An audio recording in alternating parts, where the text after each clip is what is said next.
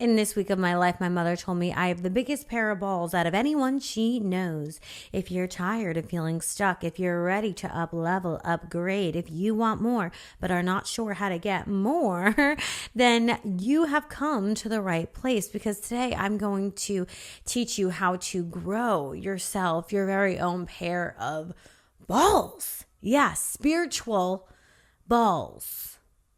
What's up, positive bitches? How are we doing today? If you're hearing this episode, then you were meant to be here, so keep listening. On that Bitches Positive podcast, sometimes we will laugh, other times, baby, we're gonna cry. But we will always walk away feeling our most empowered, positive bitch self. That is babe in true connection with herself, human self, human self. I don't care what you are. If you're ready to grow, if you're ready for more, listen to this podcast. I will hold your hand, give you the perfect kick in the ass and energetic, loving hug at the same time. On this podcast, we unbecome who we are not so we can fully step into exactly who we came here to be. So who felt that full moon on Saturday, April 12th? Who felt Venus go direct? Because boy, oh boy, was I feeling it. Anytime we have a full moon, it is a time of release, of reflection, because the moon is at its height of a light and then it wanes in light after. We have to reflect on, what is it I want to release? What is it that's no longer working for me? What is it that's no longer serving me? With Venus going direct, it also was really inviting us to ask ourselves, how can I nurture myself more? Where do I need clarity in relation to other? Where do I need clarity in relation to myself? Where do I need clarity in what energy I even want to embody in this world that we reside in? We live in this 3D matrix that loves to ignore nature, loves to ignore our cycles of life, our cyclical body. We're told, just go on this pill, ignore your cyclical body, ignore the seasons of your life, ignore the season. No. There are cycles for good reason. They're there to help us navigate our reality. They're there to help us shed what no longer serves us so we can really step into our power. The symbol of the snake has been coming up a lot recently. If you're hearing this, know you are shedding. You're shedding what no longer serves you. The maladaptive coping mechanisms, the people who have not the best intentions for you, the identity that was holding you in your pain, you're letting go of that so you can step into your power. The habits, the hobbies, the opportunities that are not for you are being shed. And yeah, it's not comfortable. And yeah, it's awkward. You know how to be this version of yourself because you've been doing it. And now you're being invited to be a new version of yourself. Of course, you're going to feel nervous. Of course, you're going to feel scared. Of course, you're not always going to know what step to take. No one said you were always going to have it all figured out. No one said life was always going to be fair. No one said you were always going to be happy. What recently came through for me is living in alignment with my truth is so much more important than always feeling happy-go-lucky. Living in alignment with my truth, with my authenticity, is more important than anything else, because when you live in an alignment, you're not always going to feel 100% positive and happy, because sometimes you have to say goodbye to things that you're familiar with. Sometimes you have to pick up and move when your physical body wants to stay in a place where it feels comfortable. What we should be in pursuit of isn't necessarily happiness all the time, but our truth. What's true for me in this moment, and how can I make a decision that's in alignment with that? Because ultimately, a season of discomfort is sometimes necessary for multiple seasons of happiness and joy. Sometimes you have to break up with that person in order to find the right one. Sometimes you have to leave that job in order to find the right one. Sometimes you have to say no to less so you can say yes to more. When you're in pursuit of your truth, sometimes there are temporary seasons of discomfort, but it is in service of true alignment for season after season after season after season. If you are looking for tools to help you in your season of discomfort, get my book, Show Up As Her. There are 10 laws of positive bitchology in there that will help you get grounded in your season so you can get everything you need from it and then smoothly slide into the next one. If you're having trouble with these denser emotions, take the Art of Alchemy course. The link will be in the show notes. If you notice you keep attracting the same pattern in different people, join the Shadow Alchemy course so you can release that program and also find your hidden talents that maybe you don't even realize that you have.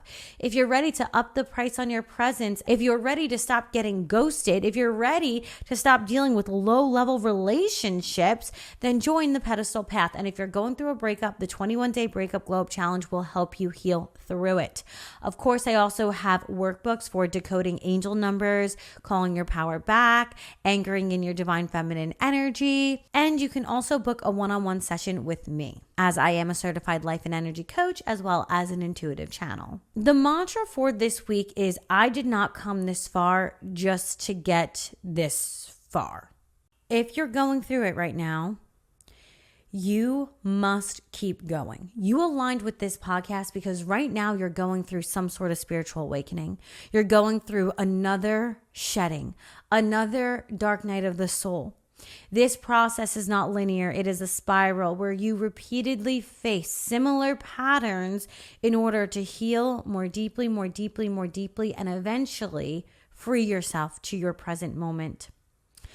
I recently have had the thought, because there's been a lot going on. I'm going to share it with you because that's what I do on this podcast, share my experiences to have light codes be ignited within you. When I'm speaking about my own experiences on a subconscious, ancient level, there are codes being activated within you that are going to help you find your authentic truth.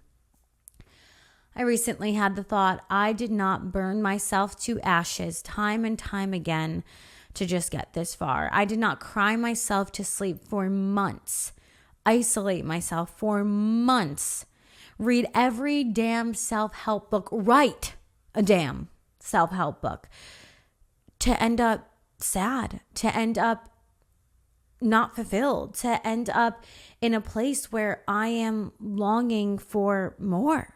I didn't do all of that to just be kind of okay. I did that because I am committed to building a reality I want to wake up to every single day. And as human beings, we incarnated, yes, to learn, develop, and grow, but we also incarnated for pleasure, for fun, to build a life that we can wake up to and say, damn, it feels good to be a human. It feels good to be in this space. It feels good to be me. Obviously, last week, if you listened to the episode, if you didn't, go back because it's going to lead into this one. I was a bit annoyed, if we can call it that, in my relationship. To remind you of what was going on with me, my partner said, look, you got to step into reality. And I said, whose reality? Because I live in a reality and I like my reality. And there are limitless potentials of different realities that I can choose, but I choose this one because every morning I listen to my affirmations. I've built up my mindset. I've worked on overcoming harsh circumstance so that I can have longevity in building a brand and a business. I work on my energy. Everyone's reality is totally in tandem with some sort of destiny and their karma, but ultimately a sum of their vibration, of their frequency. And I've built mine to be how it is. Unless you're offering me an invitation into a similar reality of a similar standard or better, I'm not going to downgrade. Why would I do everything I do to downgrade, to wreck what I've built? I'm not going to do that. I like my reality.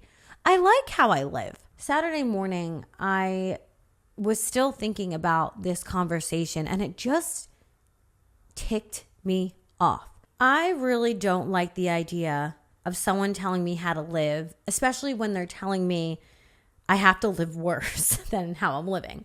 That doesn't work for me.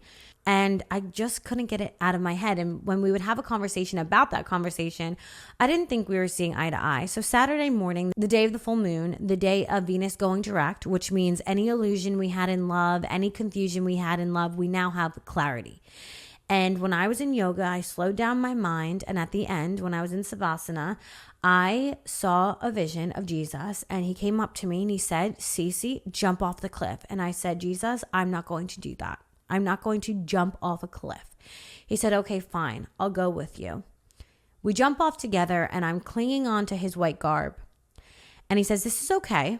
But if you really want to see what you can do, you have to let go.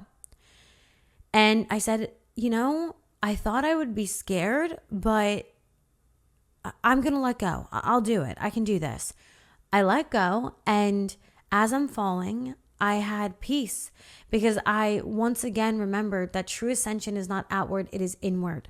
And when you need that peace, when you feel ungrounded, when you feel unstable, you close your eyes and you go to that place within, that secret place within. Because Jesus, our ascended masters, our angels are not really even out there. They're in here. They're in here. You have to go in here to feel them, to see them, to know them. It's that secret place inside of you. And when I was falling, I was able to just let go of all the distractions and just go inside. And I felt that peace. And then kind of disgustingly, I saw wings punch out of my back. And they were very bony and weird looking, but they punched out of my back. And as far down as I fell, I was able to soar. And I actually went even higher than I fell. And seeing that, I said, okay, I am not feeling in alignment with this relationship as it currently is. And I am very upset about that. But I can't go another Easter in a relationship where I feel like I'm not in alignment with someone, because I will go, quite frankly, insane. And I will go insane. And Easter's coming up, and he was supposed to be visiting me because I'm currently in Florida. And I just said, I can't do it. I can't do it.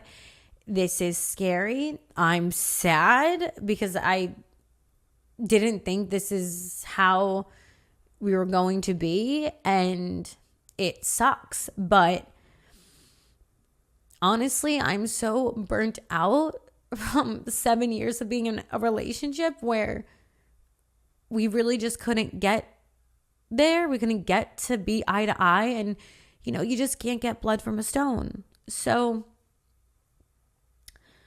with that thought, I said, I rather be alone than feel like I'm not living in alignment with my truth. I rather be alone than feel like I am betraying my standard of life and what I want for myself and my vision. I ended up telling him, just don't come for Easter. I don't think we're really aligning right now, and maybe we don't align at all. I felt like we kept going around and around in a circle, having the same conversation. And obviously, when I said that to him, he called me right away. We had a conversation, but still I couldn't get through to him. So I realized sometimes your words don't land with people, but your actions will. So I just broke up with him. I don't know, I crashed out, honestly. With Venus going direct and me being so clear about what I want and there being a full moon, my emotions were very heightened. And I just don't want to be inauthentic. Like, why? How could I be me telling you to live authentically? And then I'm like, wait, this doesn't feel good to me anymore. This doesn't feel right to me anymore.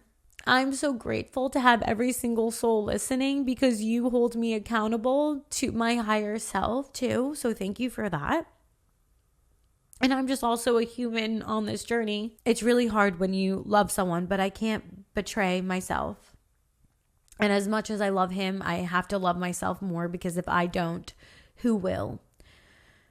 I've dreamt of a type of reality my whole entire life, and I'm not going to betray my standard. I owe it to myself to do what's best for me, and I think everyone should do what's best for them.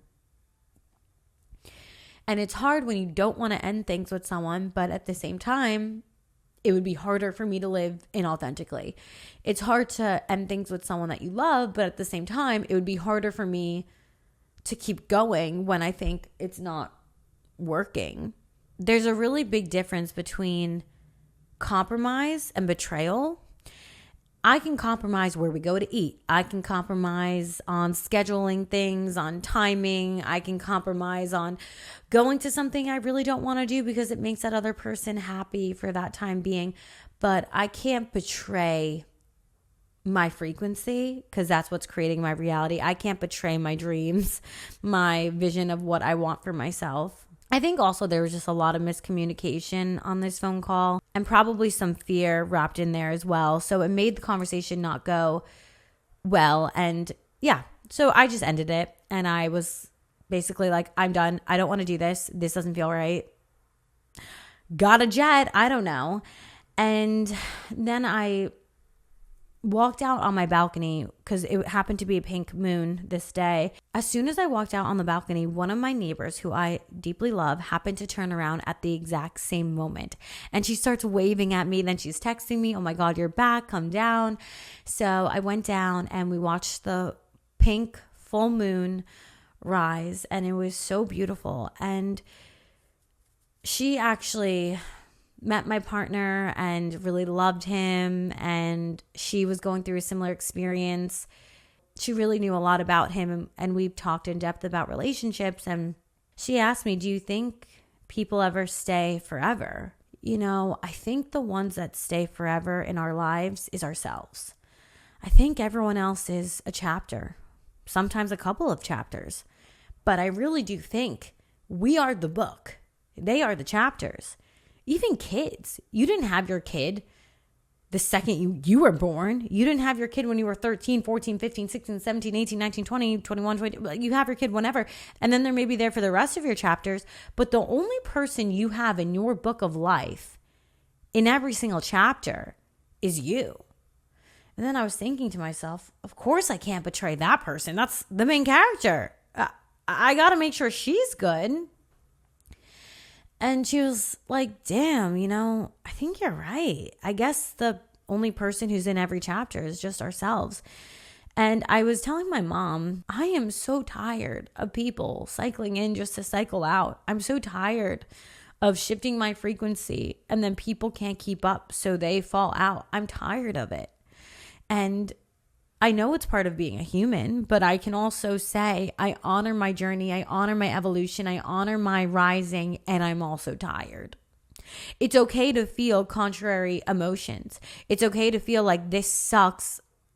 I don't want to break up with this person, but also I don't feel like I'm living in my truth if we stay at this same rate. I have to remind myself of what I value, and that's living in my authenticity.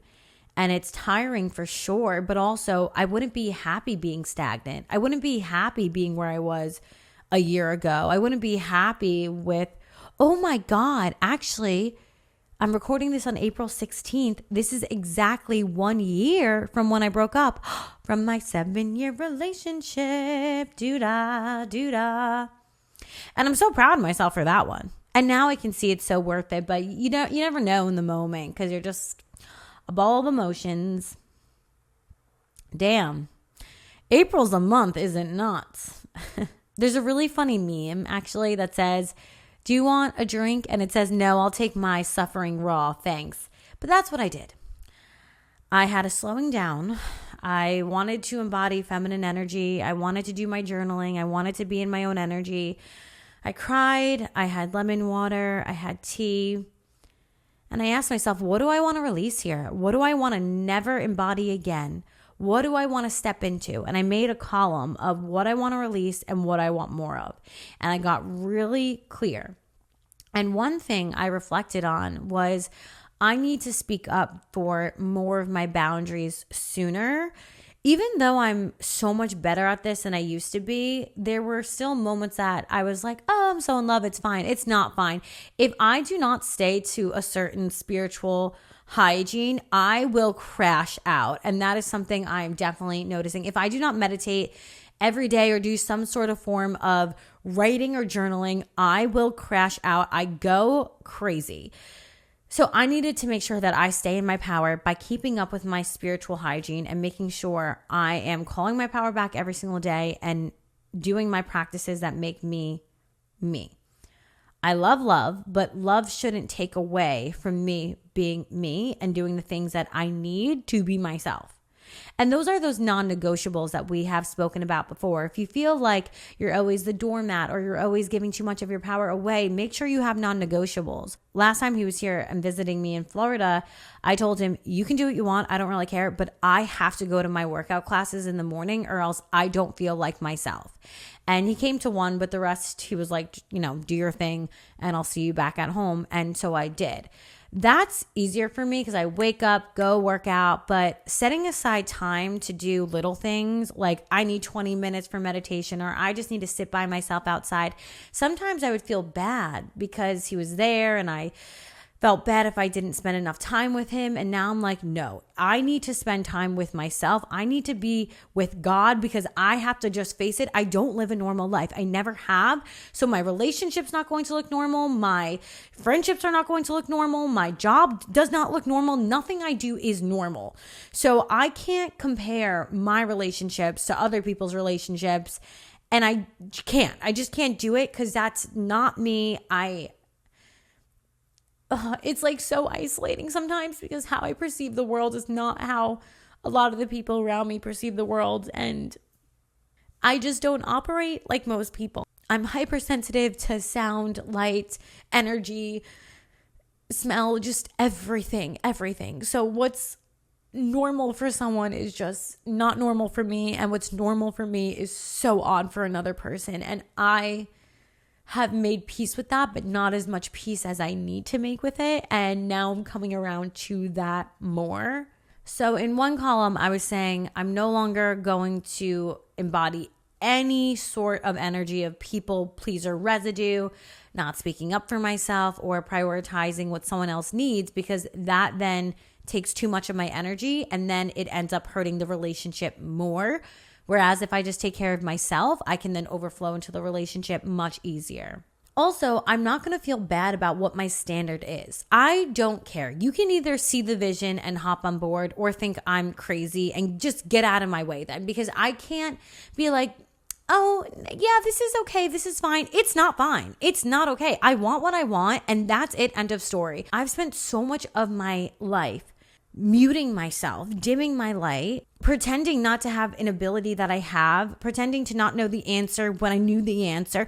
I'm not doing that anymore. If I intimidate you, if I scare you, if what I see and what my standard is too much, then go align with less. But I'm not going to do that. I personally respect people who incarnated for a mediocre life. I believe that's what they came here to do. So go do it, but do not drag me down to your level because I don't want to be there. And I'm not going to do it in friendships and I'm not going to do it in relationships. I'm just not doing that. So if I inspire someone to want more, great. If I don't, then just move because I cannot waste my time because I'm not going to change what I want. What I wrote in the column of what I'm ready to do more of is really embody my queen energy, being in my power and being self-focused, because that's what the divine feminine energy is. She's focused on herself. She knows that she has to make sure her needs are fulfilled, that she's nurturing herself in order to be the best version of herself. And another thing I'm giving up is worrying. Worrying, is he okay? Am I spending enough time with this person? How are they feeling? When I do that, I completely lose my energy, myself, my power, and it doesn't help anybody. I decided I don't need to have everything figured out because I have sometimes an all or nothing mindset. We're getting married or I'm never speaking to you again. I do need to chill. I decided I'm not going to worry about whatever I'm worried about for at least 1 week. Just 1 week. Just give it up to God for 1 week. And if nothing happens, if you don't like it, then you can worry about it and take some action the next week and decide differently. But sometimes you just need to take a beat. You need to sit back, you need to take a breath and let divinity work on your behalf. And maybe after that week, if you feel good, maybe you can say, okay, I'm not going to worry for 2 weeks, 3 weeks, and then maybe it'll turn into a month. My new practice is non-worrying. I'm just going to say, you know what? Whatever's going to be will be. What am I to do? I don't know. Just going to let it go. Surrender, surrender, surrender, surrender. The all or nothing mindset would put me in a tizzy. I think it's more important to value the depth of a relationship rather than the duration.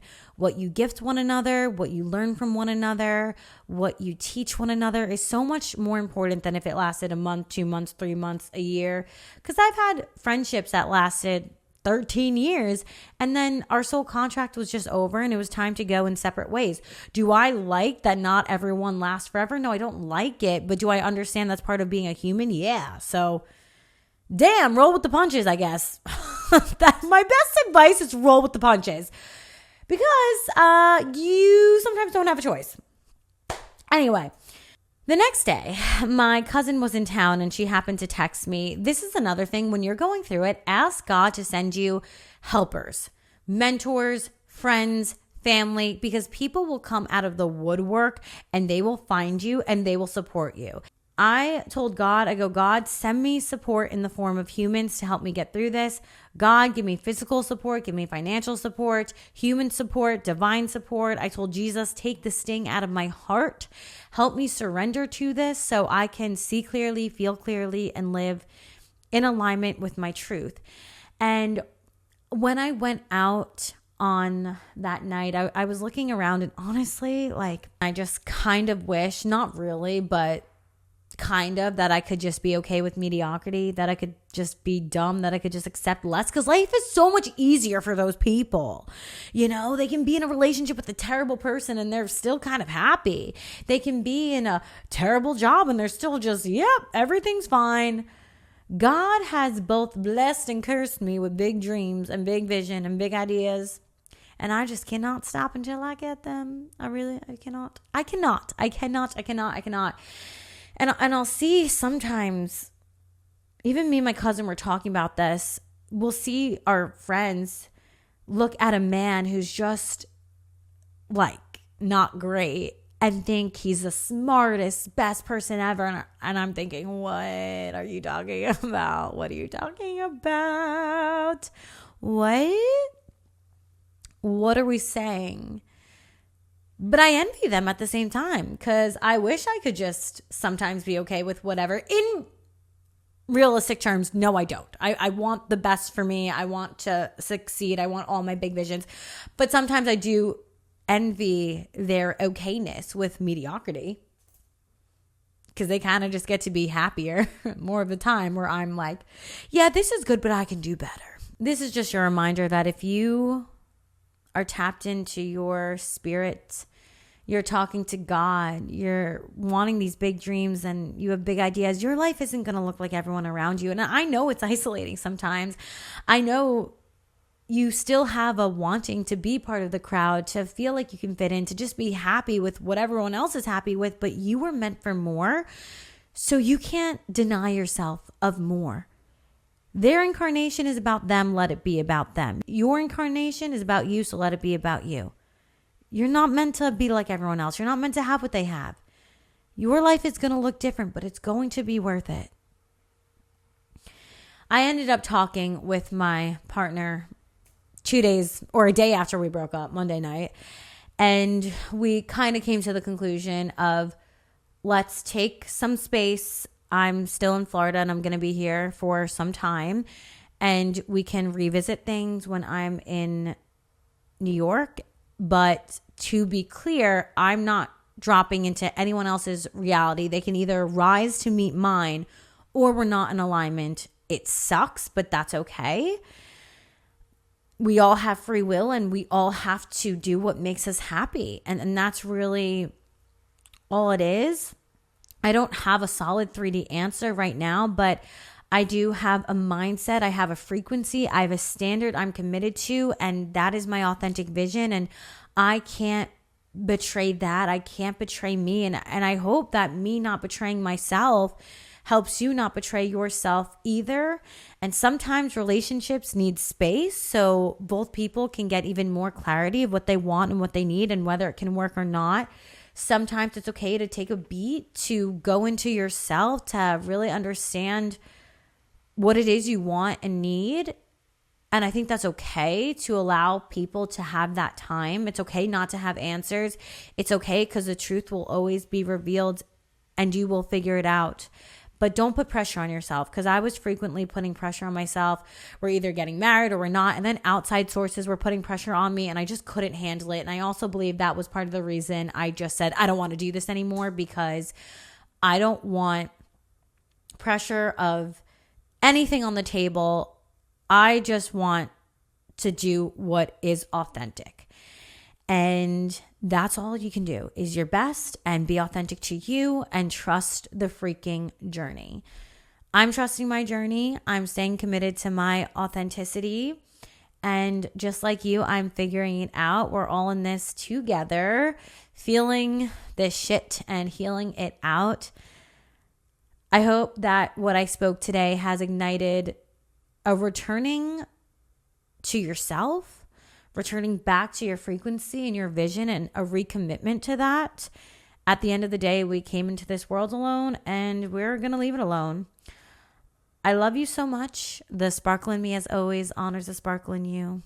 And I will see you in the next one. Oh, and by the way, if you enjoyed this, please leave a positive review on Apple Podcasts and Spotify. I really have the intention to grow this podcast this year, and I need your help to do that. So if I've ever helped you, please help this podcast as well. Help me. I enjoy sharing my energy. I just have to make sure that with everything else that I'm building up, that there's a return on energy through this podcast. So please interact with this. Give it a like, give it a comment, share it with someone who needs to hear it. I'm committed to this journey. Commit with me, and I will see you in the next one. Thank you. Mwah.